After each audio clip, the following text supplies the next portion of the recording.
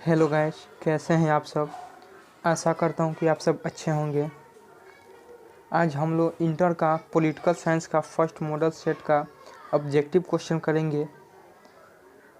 देखिए, बिहार बोर्ड ने हर एक सब्जेक्ट के लिए 10-10 मॉडल सेट जारी किए हैं, जिसमें आज हम लोग पॉलिटिकल का फर्स्ट मॉडल सेट जानेंगे। ये जो मॉडल सेट प्रकाशित किया है, ये मुख्य रूप से एकदम परीक्षा के पैटर्न पर है, यानी कि जो हूबहू जो भी क्वेश्चन पूछेगा इसी पैटर्न पे आधारित पूछेगा। और ये जो मॉडल सेट होता है, इसमें से लगभग 50% क्वेश्चन टच करता है एनुअल एग्ज़ाम में। तो इसको आप लोग बेहतर से बेहतर इसकी तैयारी करें। तो चलिए, इसका पहला क्वेश्चन हम लोग देखते हैं। भारत में निर्वाचन आयोग का गठन कब हुआ था? तो इसका आंसर ख हो जाएगा 1950 में। क्वेश्चन नंबर 2 है, भारत के प्रथम शिक्षा मंत्री कौन थे? ऑप्शन नंबर ग हो जाएगा अबुल कलाम आज़ाद। क्वेश्चन नंबर 3 है, भारत में तृतीयक आम चुनाव कब हुआ था? इसका आंसर होगा 1962, यानी कि ख। अब देखिए, ये जो क्वेश्चन आंसर देता है तो इसका मतलब ये नहीं कि हूबहू यही क्वेश्चन आ जाएगा, यानी कि ये जो क्वेश्चन देता है इसके आधारित पर क्वेश्चन पूछने की संभावना होती है। इसके इर्द गिर्द की भी क्वेश्चन जाने, यानी कि जो एक्स्ट्रा फैक्ट होता है उसका भी जानकारी ले ले तो बेहतर होगा। जैसे कहा कि भारत में तृतीयक आम चुनाव कब हुआ था, तो तृतीयक पूछा 1962, तो अब हम प्रथम और दूसरा और चौथा भी जान ले इसके आगे पीछे वाला। तो जो प्रथम आम चुनाव हुआ था वो 1952 में हुआ था, और जो दूसरा आम चुनाव हुआ था वो 5 वर्ष बाद यानी कि 1957 में हुआ था, और फिर 5 वर्षों के बाद तीसरा हुआ तो 1962। फिर 5 साल ऐड कर लीजिए, चौथा आ जाएगा। तो इसी तरह 5 साल हम ऐड करते जाएंगे तो हमारा आम चुनाव का कार्य डेट पता चल जाएगा। तो चलिए, क्वेश्चन नंबर 4 हम देखते हैं। भारत का 29वां राज्य कौन है? तो इसका आंसर होगा घ, यानी कि तेलंगाना। अब देखिए, यहाँ कन्फ्यूजन एक है कि 29वां राज्य, क्योंकि अभी करेंट देखा जाए तो अभी भारत में कुल 28 राज्य और 9 केंद्र शासित प्रदेश है। तो खैर, ये जो क्वेश्चन का पैटर्न उठा है ये पिछले हमारा जो बुक का यानी जो सिलेबस है, सिलेबस के अनुसार उठाया है, तो इसलिए सिलेबस के अनुसार ये क्वेश्चन सही है। चलिए, क्वेश्चन नंबर 5 देखते हैं। किसने द्विराष्ट्र सिद्धांत का प्रतिपादन किया? तो इसका आंसर हो जाएगा ग, मोहम्मद अली जिन्ना। क्वेश्चन नंबर 6, किस पंचवर्षीय योजना में गरीबी हटाओ कार्यक्रम को विशेष स्थान दिया गया? तो इसका आंसर हो जाएगा ग, यानी कि 5वीं योजना में। अब इसका थोड़ा कार्यकाल देखिएगा, थोड़ा इसमें गलत दिया है। कार्यकाल जो है 1974 से लेकर और 1979 तक था, लेकिन इसमें 79 की जगह 59 कर दिया है, तो इसको आप लोग करेक्शन कर लीजिएगा। चलिए, क्वेश्चन नंबर 7 देखिए। भारतीय जनता पार्टी की स्थापना यानी कि भाजपा की स्थापना कब हुई थी? आंसर 1960। क्वेश्चन नंबर 8, भारत में सहकारी दूध उत्पादन का आंदोलन कहाँ से शुरू हुआ था? तो आंसर होगा गुजरात, यानी कि क, गुजरात से। क्वेश्चन नंबर 9, किस भाषा के आधार पर 1953 में आंध्र प्रदेश का गठन हुआ? आंसर होगा घ, तेलुगु भाषा के आधार पर। क्वेश्चन नंबर 10, पूर्व उत्तर भारत के 7 बहनों में कौन सा राज्य शामिल नहीं है? तो आंसर होगा पंजाब। क्वेश्चन नंबर 11, प्रधानमंत्री लाल बहादुर शास्त्री ने किस समझौता पर हस्ताक्षर किया? तो आंसर इसका होगा ताशकंद समझौता। ताशकंद यानी कि जो सोवियत संघ का राजधानी था, रूस का राजधानी ताशकंद, वहीं पर यह समझौता हुआ था। और इसी समझौता के दौरान उपरांत यानी कि इस समझौता के बाद लाल बहादुर शास्त्री की मृत्यु इसी ताशकंद में हो गई थी। चलिए, क्वेश्चन नंबर 12, भारत की विदेश नीति का निर्माता किन्हें माना जाता है? तो आंसर होगा क, पंडित जवाहरलाल नेहरू। क्वेश्चन नंबर 13, भारत में दूसरा सफल परमाणु परीक्षण कब किया? तो इसका आंसर होगा घ, 1998 में। अब इसमें एक्स्ट्रा फैक्ट जान लेते हैं। ये जो हुआ था दूसरा परमाणु प्रशिक्षण, ये अटल बिहारी वाजपेयी के शासनकाल में हुआ था। यानी कि मई 1998 में ये अटल बिहारी वाजपेयी के शासनकाल में भारत में दूसरा परमाणु प्रशिक्षण हुआ था। ये जो परमाणु प्रशिक्षण हुआ था आपका राजस्थान के पोखरण में हुआ था।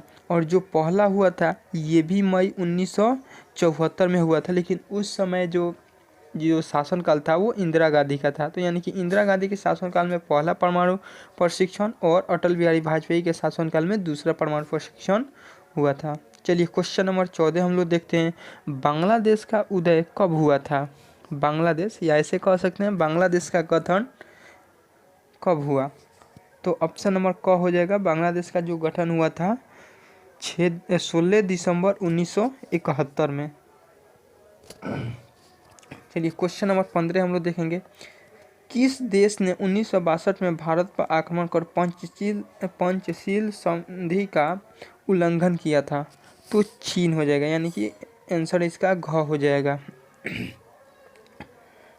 पोखरण परमाणु प्रशिक्षण भारत के किस राज्य में? अभी बताए थे हम आपका पोखरण, तो ये आपका हो जाएगा आंसर क, गुजरात, नहीं सॉरी राजस्थान होगा, राजस्थान के पोखरण होगा, यानी कि ऑप्शन ग, 16 का ग हो जाएगा। चलिए क्वेश्चन नंबर 17 हम लोग देखेंगे, 1972 में भारत और पाकिस्तान के बीच इनमें से कौन सा समझौता हुआ था? तो आंसर हो जाएगा आपका क, यानी शिमला समझौता। और जो आपका घ दिया है फराक्का समझौता, ये भारत और बांग्लादेश के बीच हुआ था, फराक्का समझौता। और ये था आपका शिमला समझौता भारत और पाकिस्तान के बीच 1972 में। क्वेश्चन नंबर 18, 1959 में स्वतंत्र पार्टी किसने बनाई थी? तो ये जो बनाए थे सी राजगोपालचारी बनाए थे। क्वेश्चन नंबर 19, 1977 के आम चुनाव में विजयी पार्टी का नाम क्या था, या नाम लिखे हैं? यानी कि ये क्वेश्चन पूछ रहा है 1977 के आम चुनाव में किस पार्टी की सरकार बनी थी? तो आंसर होगा जनता पार्टी की। चलिए क्वेश्चन नंबर 20 हम लोग देखेंगे, ताड़ी विरोध आंदोलन किस राज्य से संबंधित है?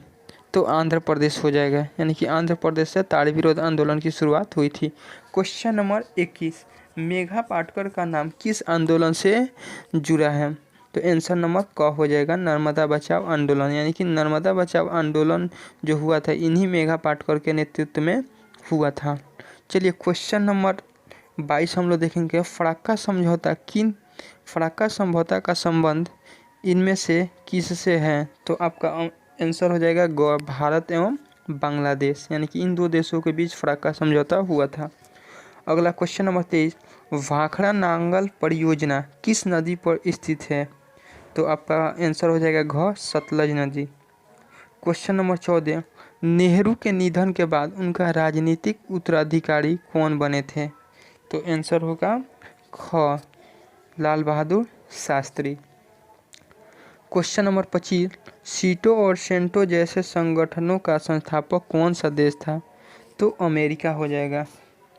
क्वेश्चन नंबर 26, इनमें से कौन एक गुट निरपेक्ष आंदोलन के जनक नहीं थे? तो इसमें जो सुकर्णो थे ये भी थे, जोसेफ ब्राज टिटो यूगोस्लाविया के थे ये भी थे, और पंडित जवाहरलाल नेहरू ये तो प्रथम अध्यक्ष ही थे गुट निरपेक्ष आंदोलन के। जो गुट निरपेक्ष हुआ था उसके प्रथम अध्यक्ष जो थे वो पंडित जवाहरलाल नेहरू थे। तो इसमें अराफात जो आ रहा है नाम, ये नया नाम उभर के सामने आ रहे हैं, इनका कोई संबंध गुट निरपेक्ष आंदोलन से नहीं था। तो क्वेश्चन नंबर 26 का आंसर ख हो जाएगा, अराफत। चलिए क्वेश्चन नंबर 27, दो ध्रुवीय विश्व में पूर्वी गठबंधन का नेतृत्व किसने किया? ऐसे क्वेश्चन जैसे घुमाया है दो ध्रुवीय विश्व व्यवस्था। तो दो ध्रुवीय विश्व व्यवस्था कब देखने को मिला था हमें? तो मुख्य रूप से शीत युद्ध के दौरान। देखिए क्वेश्चन कैसे घुमा रहा है, दो ध्रुवीय विश्व व्यवस्था में, या ऐसे डायरेक्ट कह सकते हैं शीत युद्ध के दौरान पूर्वी गठबंधन का नेतृत्व किसने किया? यानी कि जो पूर्वी भाग था, आपने जाना था कई संगठन बना था, जैसे पूर्वी यूरोपीय देशों का संगठन था तो पश्चिमी यूरोपीय देशों का, तो उसी पूछ रहा है कि पूर्वी यूरोपीय देशों का नेतृत्व कौन कर रहा था? तो पूर्वी यूरोपीय देशों का संगठन मुख्य रूप से अमेरिका कर रहा था। क्वेश्चन नंबर 28, शीत युद्ध का आरंभ कब हुआ था? तो शीत युद्ध का जो शुरुआत हुआ था वो 1945 में, यानी कि ऑप्शन ख सही। अगला क्वेश्चन नंबर 29, संयुक्त राज्य अमेरिका में कुल कितने राज्य हैं? संयुक्त राज्य अमेरिका में कुल कितने राज्य हैं? तो संयुक्त राज्य अमेरिका में कुल 50 राज्य हैं। अगला क्वेश्चन नंबर 30, ब्रेजनेव किस देश के राष्ट्रपति थे? तो लियोनिड ब्रेजनेव ये जो थे सोवियत संघ के राष्ट्रपति थे। अगला क्वेश्चन नंबर 31, अंतर्राष्ट्रीय अणु ऊर्जा अभिकरण की स्थापना कब हुई? अंतर्राष्ट्रीय अणु ऊर्जा अभिकरण की स्थापना कब हुई? ऑप्शन ए सही होगा, यानी कि ऑप्शन क 1956 में। अगला, इनमें से कौन सुरक्षा परिषद का अस्थायी सदस्य नहीं है? तो इसमें सबसे पहले जानिए, सुरक्षा परिषद में कुल 5 देश आते हैं, जिसमें से आपका अमेरिका, रूस, फ्रांस, ब्रिटेन और चाइना आता है। तो इसमें ब्रिटेन और चीन और फ्रांस तो है, तो ये इटली स्टार है, तो ये इटली आंसर हो जाएगा। यानी कि कौन सुरक्षा परिषद का सदस्य नहीं है? तो इटली हो जाएगा। अगला क्वेश्चन नंबर 33, सार्क के सबसे बड़े देश का नाम बताएं। यानी कि सार्क में शामिल सबसे बड़ा देश कौन सा है? तो ऑप्शन नंबर ग हो जाएगा भारत। अगला क्वेश्चन नंबर 34, संयुक्त राज्य अमेरिका पर आतंकवादियों द्वारा आक्रमण कब किया गया था?